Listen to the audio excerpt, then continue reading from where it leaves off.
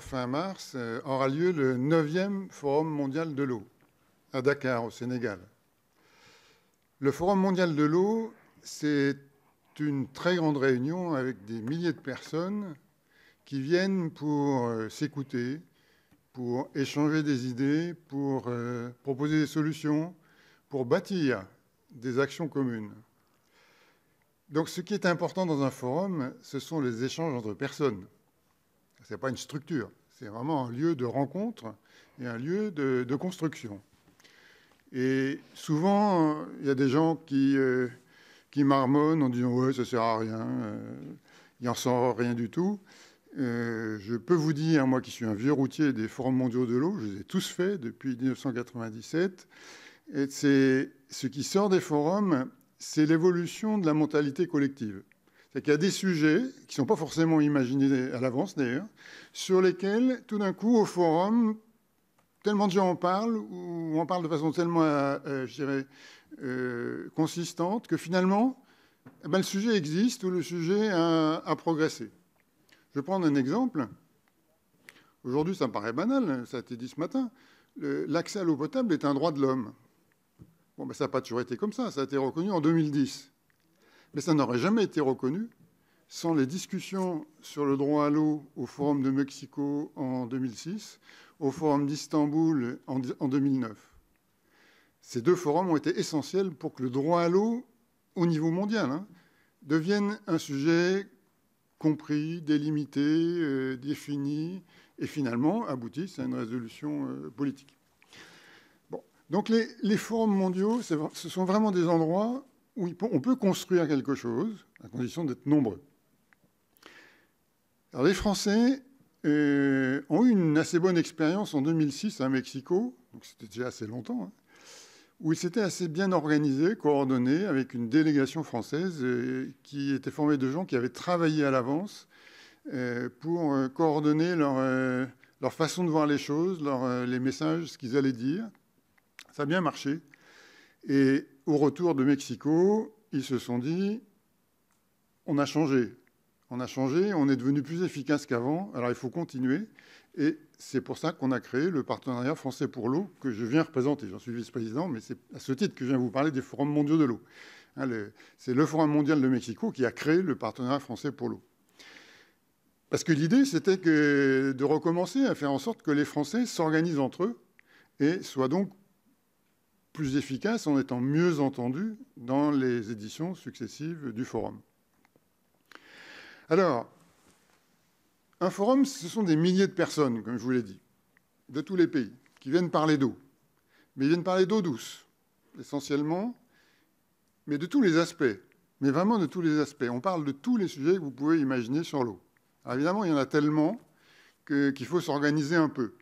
C'est pour ça que ça nécessite des années de préparation pour que les sujets soient classés par thématique et qu'à l'intérieur de chaque thématique, il y ait des groupes qui se mobilisent à l'avance pour organiser les débats, organiser les discussions, préparer des documents, préparer des conclusions qui seront ensuite discutées au forum.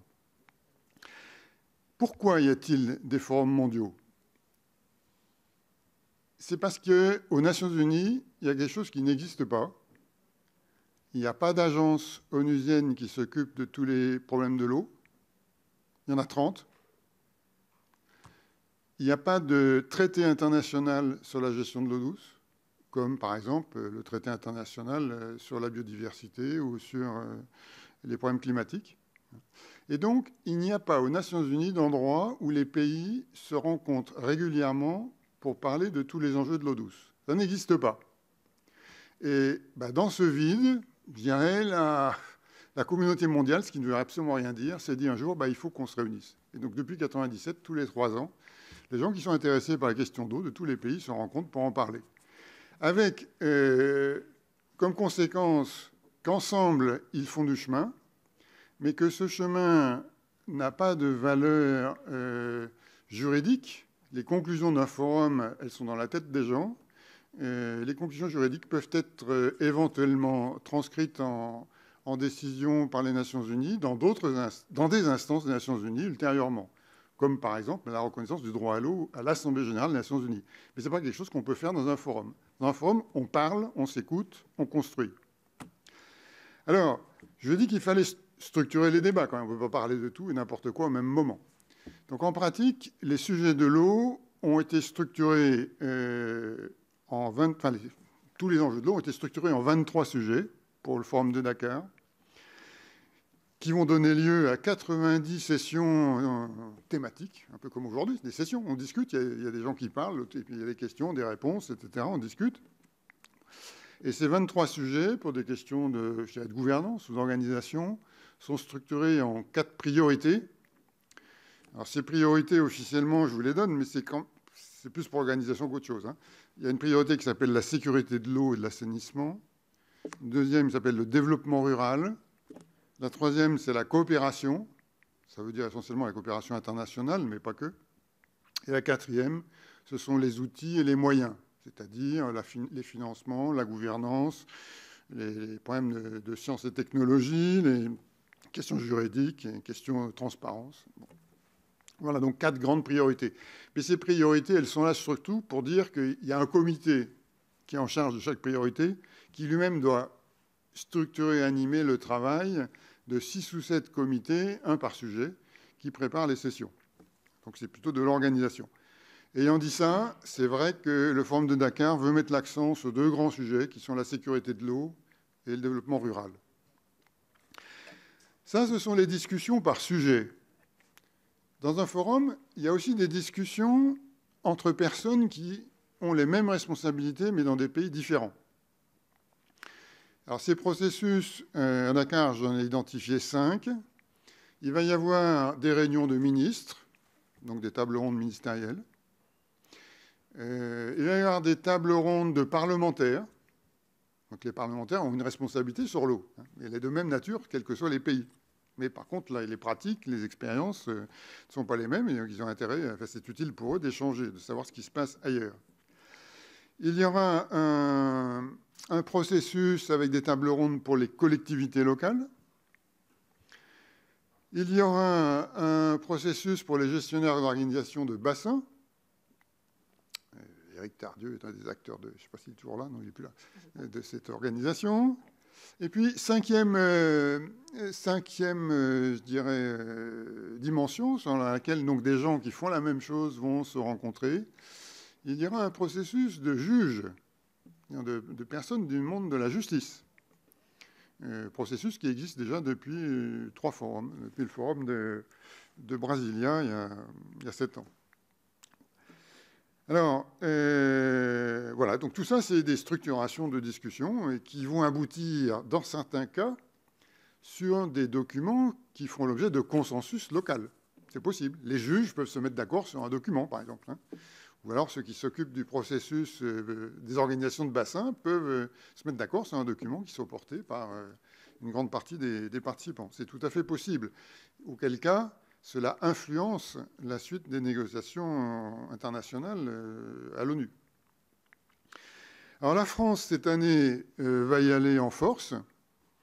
Comme je vous l'ai dit, c'est le partenariat français pour l'eau il a été fondé à cause de ça. Et donc c'est lui qui fédère les initiatives françaises. C'est au partenariat français pour l'eau que se retrouvent tous les Français qui vont aller à Dakar et qui préparent cet événement à l'avance. Et aujourd'hui, on pense qu'on sera entre 200 et 300 à Dakar, ce qui est beaucoup. Je crois qu'on n'a jamais fait tant. Alors, concrètement, nous aurons un pavillon France qui est monté par le partenariat français pour l'eau. Et sur ce pavillon France, bien entendu, on mettra en valeur le savoir-faire français et on tâchera de rendre visible le fait que les Français sont là et sont des acteurs internationaux, c'est-à-dire participent, coopèrent avec d'autres pays, participent aux initiatives internationales. Mais ce sera aussi un endroit où il y aura un mini-forum, c'est-à-dire que sur le pavillon France, il y aura une quarantaine de sessions, une quarantaine de débats. Et comme ça sera, je dirais, dans un endroit plus restreint, ce sont des sessions où il y a des vraies discussions, enfin des discussions plus faciles, parce qu'on est moins nombreux, mais on discute. Voilà. Alors, je voudrais terminer en disant que ce forum se place dans un contexte, je vais dire géopolitique, mondial, un peu particulier. Je dis les forums, ce sont les endroits où le monde de l'eau discute des enjeux de l'eau et essaye de trouver donc d'avancer. Mais sans aucune conclusion claire, puisque ce ne sont pas des endroits où on peut prendre des décisions. Des endroits où on peut prendre des décisions pour l'action au niveau international, ce sont les Nations Unies. Et comme il n'y a pas d'agence Nations Unies sur l'eau, il n'y a pas de traité sur l'eau, en fait, il n'y a jamais de réunion des Nations Unies où on parle d'eau. On parle d'eau aux Nations Unies dans le cadre d'autre chose. Par exemple, à l'Assemblée générale de l'Organisation mondiale de la santé, on parle d'eau. Mais c'est annexe. C'est la santé d'abord. Hein. Il n'y a pas de réunion sur l'eau. Ayant dit ça, la situation a un tout petit peu changé, mais un tout petit peu simplement, avec l'adoption des objectifs de développement durable en 2015, où pour la première fois, dans une réunion onusienne, on a entériné le fait qu'il y avait des problèmes de ressources en eau, des problèmes de pollution, des problèmes de catastrophes liées à l'eau, des problèmes de changement climatique dans le secteur de l'eau, etc. On a acté le fait que l'eau, ce n'est pas simplement l'accès à l'eau potable, mais c'est aussi plein d'autres choses. Est-ce que ça a donné des suites? Pour le moment, non. Mais et pour le secteur de l'eau, c'est une étape tout à fait exceptionnelle. Il y aura en 2023, en mars 2023, dans juste un an, une réunion de tous les gouvernements aux Nations Unies pour parler de l'eau douce sous tous ses états. Et ça, c'est absolument exceptionnel, c'est historique. Je crois que ça fait 40 ans que ça n'a pas eu lieu. Hein. Et donc, en mars 2023, il y aura la possibilité de prendre des décisions qui changeront la face des choses, qui feront progresser le monde sur l'eau. Et le Forum de Dakar est l'endroit où on peut bâtir des idées, on peut bâtir des coalitions pour préparer les décisions de 2023. Donc c'est ça le grand rôle du Forum de Dakar, c'est préparer cette conférence de 2023. Et pour la conférence de 2023, je vais terminer par là-dessus, il y a deux grands enjeux. Est-ce que les gouvernements seront capables de les prendre? Je ne sais pas. Il y a deux grands enjeux. L'un, ce sont les objectifs de développement durable. Depuis 2015, le monde a une feuille de route avec 20 objectifs sur l'eau. Mais maintenant qu'on a des données statistiques de plus en plus solides dessus, on sait très bien que sur beaucoup de ces objectifs, on n'est pas du tout, je dirais, avec un rythme de progrès suffisant, voire on est même en régression dans certains pays. Hein. Bon. Et donc, il y a un net besoin d'accélération des politiques publiques en matière d'eau. Le mot accélération étant le mot consacré aux Nations Unies. Mais jusqu'à présent, les pays ont dit qu'il fallait accélérer, mais ils n'ont rien fait. Et donc, en 2023, peut-être que certains pays diront, ben oui, pour réussir les ODD, il faut qu'ensemble, on fasse ceci, cela. C'est-à-dire qu'en fait, on mette en œuvre les ODD. Ça n'a pas été fait jusqu'à présent, qu'ils ont été adoptés en 2015. Hein. C'est-à-dire que ça fait quand même 7 ans, bientôt. Hein. Il n'y a jamais eu de discussion entre les pays pour savoir ce qu'ils allaient faire. Hein. Bon, elle aura lieu en 2023, je l'espère. L'autre grand enjeu, ben, c'est que les gouvernements, au niveau des questions d'eau, du fait de l'absence d'enceinte aux Nations Unies où on parle de l'eau sous toutes ses facettes, en fait, discutent d'eau dans chacune des 30 agences des Nations Unies qui s'occupent d'eau par un petit bout. Et donc, ils discutent d'eau par petit bout par petit bout. Donc, l'eau pour la santé, ben, c'est à l'OMS. L'eau pour l'environnement, c'est au programme des Nations Unies pour l'environnement. L'eau pour l'énergie nucléaire, ben, c'est dans l'Agence internationale de l'énergie. Et puis voilà. L'eau pour la pauvreté, je ne sais pas où. Mais aujourd'hui, ça se fait petit bout par petit bout. Et donc, un des enjeux, c'est qu'au lieu de réinventer les discussions sur l'eau à chaque fois dans des enceintes différentes, les gouvernements décident d'avoir régulièrement aux Nations Unies une discussion sur l'eau douce sous tous ses aspects. Régulièrement, c'est-à-dire tous les ans ou tous les 2 ans. Comme une COP.